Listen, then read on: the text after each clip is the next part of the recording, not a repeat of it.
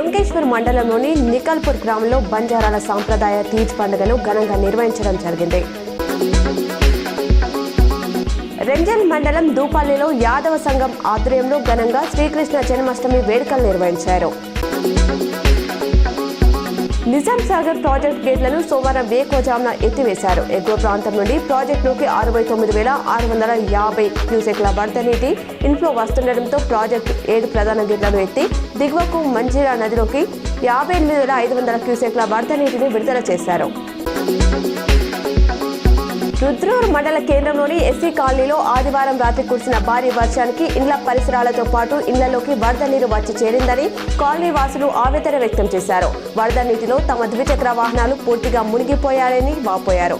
మండలంలోని దంచి కొడుతున్న వాన లోతట్టు ప్రాంతాలపై తీవ్ర ప్రభావం చూపింది.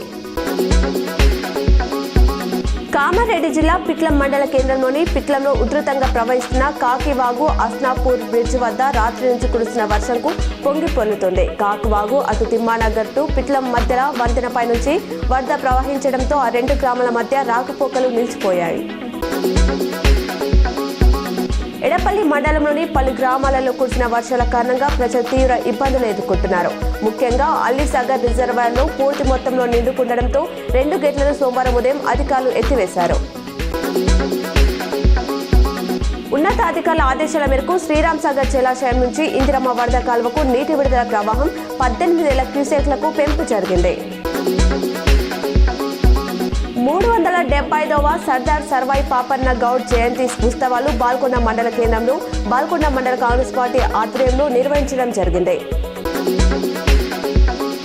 శ్రీరామ్ సాగర్ ప్రాజెక్టులో నేడు నీటి మట్టం పెరగడంతో అధికారులు 9 గేట్లను ఎత్తివేశారు. పై ప్రాంతాలలో కురిసిన భారీ వర్షాల కారణంగా ఎస్ఆర్ఎస్పీకి వరద ప్రవాహాలు అధికంగా చేరుతున్నాయి.